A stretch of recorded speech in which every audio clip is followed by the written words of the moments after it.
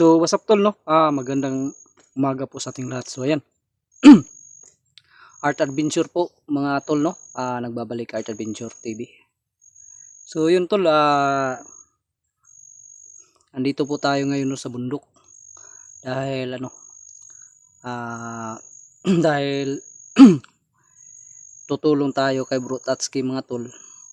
Dahil, naano po kasi siya, no? Noong una ay nahuli po, kaya yun, napagdesisyonan kong tumulong. Buti na lang sa awa ng Diyos, mga tol, ay nakaligtas si Bro Tatsuki. So yun, nagpatuloy pa rin tayo, no, para tumulong sa kanya, dahil para maano yung nila, mission nila, no, para nang tawag dyan, para maging successful yung mission nila, no. Kaya tumulong na rin tayo, mga tol, no. So yun. Kagabi pa tayo umalis, no, doon sa amin, no. Ang kaso nga lang ay nagka-aberya yung sasakyan ko po, mga tol, kaya madaling araw na tayo nakarating kay Bro Rins sa bahay nila, no. At yun, pagdating natin doon ay tinanong ko si Bro Rins, mga tol, kung ano ang desisyon niya, no, kung sasama ba siya or hindi. At yun, gusto niya sumama, mga tol. Ang kaso nga lang, pagkatingin ko po sa doon, no, pagkarating natin doon sa kanila, pagkatingin ko na kawawa yung ina ni Bro Rins na may iwan, no. Kung sa kung biyaan namo, no, kung sasama si Bro Rins, walang maiiwan sa mama ni Bro Rins. Kaya yun, hindi ko na lang siya pinilit na sumama sa atin. Sinabi ko na lang na wag ka na lang sumama, bro, ako na lang mag-isa ang aakyat, kasi kawawa yung mama mo, walang maiiwan, no. At yun, kasi din, tinanong ko sa kanya kanina madaling araw na anong ginagawa niya. Yun, naghahanap buhay din siya, mga tol, no, para sa kanyang mama, no. Yun nga wala silang kunti na lang yung bigas nila doon, no. Kaya yun, iniwanan natin ng pambili ng bigas. Binigyan natin ng pambili ng bigas yung si Bro Rins, para may dagdag pang pangonsumo sa kina Bro Rins, mga tol. Kaya at saka hindi ko na rin isinama dahil wala magbabantay sa mama niya, mga tol, no, kasi mahina na kasi yung mama ni Bro Rins, mga tol. So yun, ngayon lang tayo nakapag-unka, mga tol, dahil ayokong maagrabyado yung lakad ko, no, papunta dito sa Mount Bitay. Yun, dito na tayo sa paanan, no, yung malapit na sa mga kampo-kampo nila dati. Yun yung pupuntahan natin, mga tol, no, magbabaka sakali tayo, baka may mga masalubong tayong mga kasamahan natin, lalong-lalo na Bro Tatsuki, no, at yung iba pa natin kasama sa Team Dakila. So yun, tayo lang mag-isa ngayon. Hindi na tayo nakapag-video kanina, mga tol, paakyat, dahil ayoko kasing baka may makasilip sa atin na may umakyat dito sa Mount Bitay. Maabangan tayo, baka matambangan, baka magkaalanganin yung pagtulong natin kay Bro Tatsuki. So ngayon lang tayo nakapag-unka, mga tol. So ayan, bago tayo magpatuloy, mga tol, shout out muna tayo sa lahat ng mga admin sa Team Dakila. Yan, shout out po sa lahat ng admin, no, natin sa Team Dakila. Shoutout din lalong-lalo na kay Ma'am Daphne Agriam, shoutout po, at kay Ma'am Salubi Salazar, kay Ma'am Tis Benitis, kay Ma'am Amy Vicente, yan, kay Ate Redros, kay Rosny Canyabiral, yan, shoutout, no, kay Ma'am Giseline Reyes, yun, Lia Kumoto, basta sa lahat-lahat po, no, shoutout po sa inyong lahat. Shoutout din kay Ate Vilma Woody, kay Ma'am Rose Marilyn Raga, no, kay Flor Chuduso, ayan, shout out. At sa lahat-lahat po ng mga solid supporters natin sa Art Adventures TV. Yan, shout out po sa inyong lahat at sana po ay suportahan niyo yung pagbabalik natin, no, sa ano natin, pagtulong natin kay Bro Tatsuki. So yun mga tol, tara tol. Samahan niyo po ako ngayon, no, sa paglalakbay ko dito sa Mount Bitay mga tol. So ayan, God bless po sa ating lahat at magpagpalang umaga mga tol.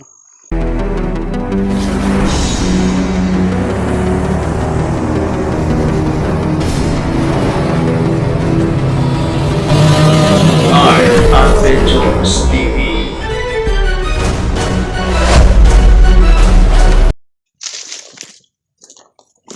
So yun tol, no, magpapatuloy na tayo sa paglalakbay tol.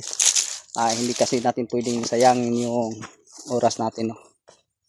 Pag makapagpahinga lang ng konti, ayun, lakad agad para hindi masayang yung oras kasi malaki kasi itong area ng Mount Bitay. Hindi natin alam kung saan natin hahagilapin si Bro Tatsuki, no, at yung mga kasamahan natin sa Team Daklila. Pero yun, hindi lang tayo nakapag-on cam sa pag-akyat natin dahil ano tayo, sinisecure natin yung ano natin, no, para baka may makaalam na umakyat na tayo ay baka may mag-aambag sa atin, mag-aambang, at maging delikado pa yung pag-akyat natin dito sa Mount Bitay.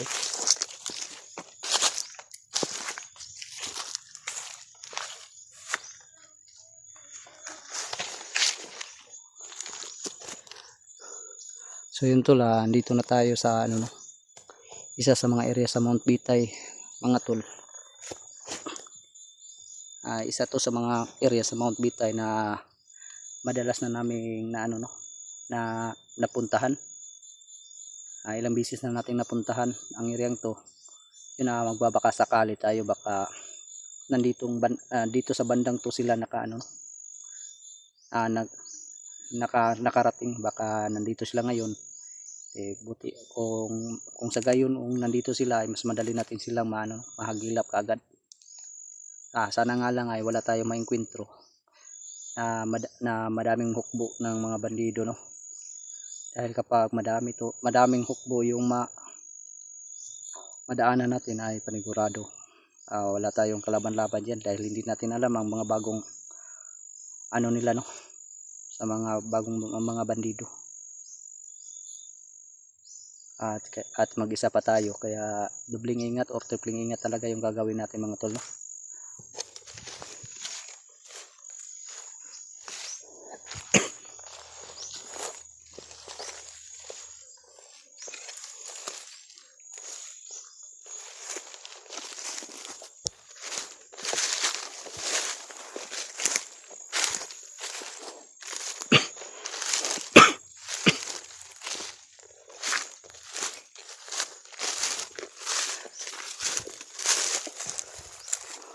So mga tol, dyan banda mga tol yung aakyatan natin, dahil may mga kampod dyan banda na nadaanan natin noon, no. Parang may mga yapak mga tol.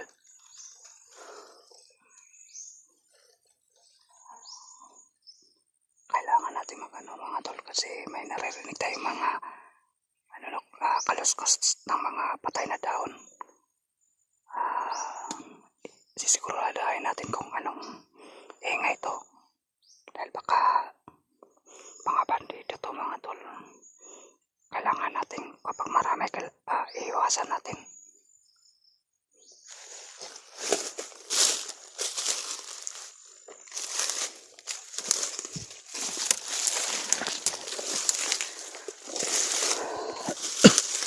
So yung mga tol, no, hindi na lang natin isinama si Bro Prince mga tol, dahil kawawa din ang ina niya, no, na maiwan mag-isa.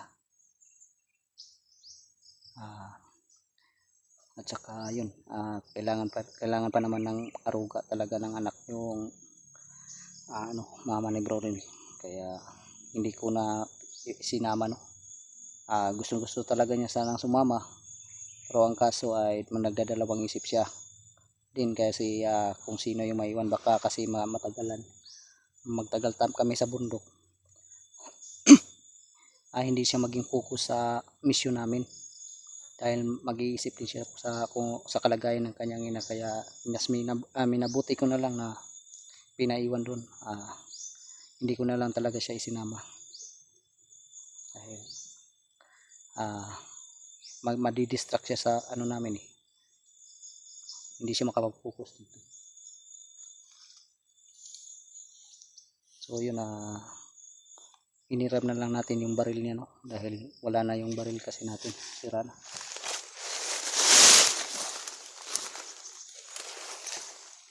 Yun to, may mga apak talaga. Mga apak papalapit mga to.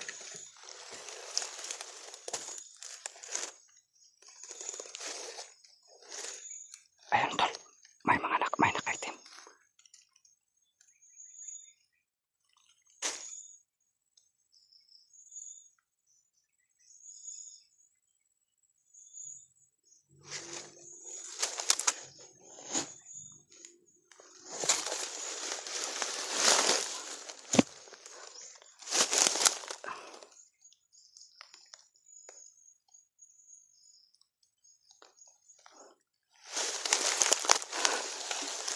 Titingnan na.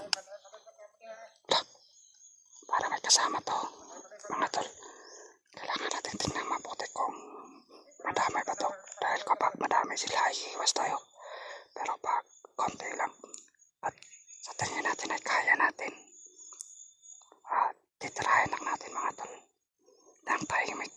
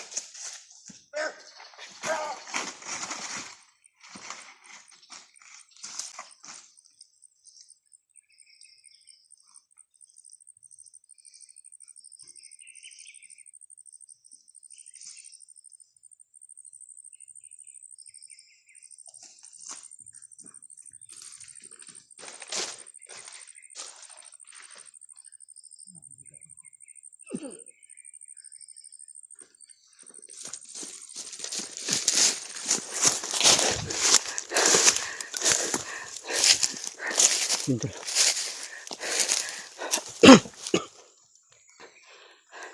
Idalhin natin yung dalawa. May isa pa yung dun banda mga tol. Dun banda. May isa pa tayo nakita kanina.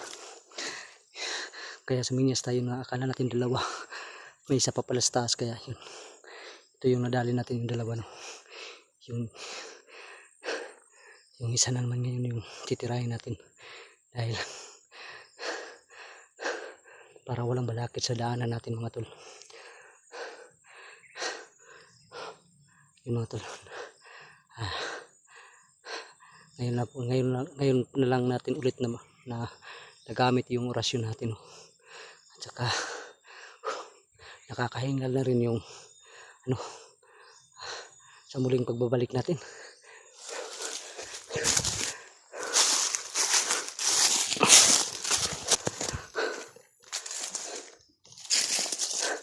Yung mga tol, may napag-usapan yung dalawa na about sa vlogger.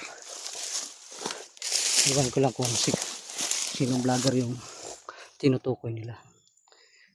Dahil umakyat tayo dito na walang nakakalam no? Na tutulong tayo. Kaya imposibleng malaman nila na may aakyat na bagong vlogger. Siguro yung sinasabi ng vlogger ay yung yung mga kasama natin na nandito na. Pero nawala yung isa. Nasaan na kaya yung isa?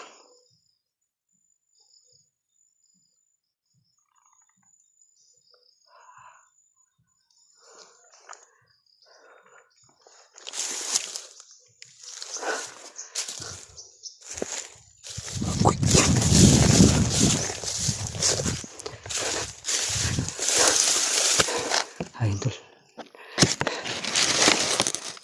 Nandyan banda yung isa mga tol. Ano yung masabi. Pero bago natin atakin yan, kailangan natin magbasit sa paligid. Dahil baka may mga kasama pa. Kailangan talagang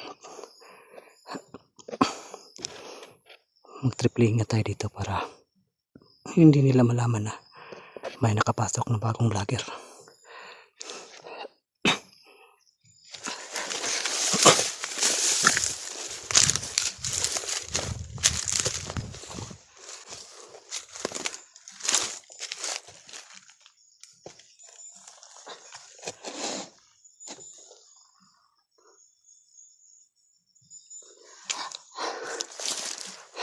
Kakapangin lang natin to mga tol para madali na, para hindi tayo mabulabog at madali tayo makapunta sa kinaroroonan ng mga kasama natin.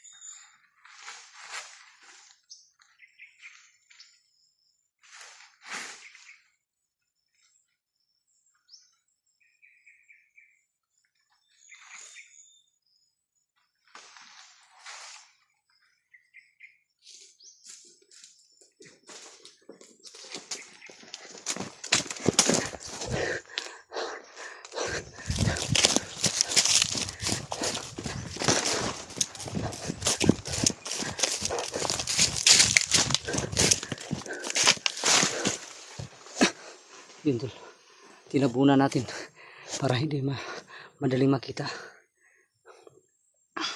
kasi malapit sa daanan kaya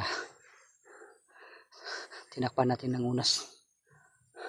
Sana ay matagal pa bago nila makita yung mga tinira natin para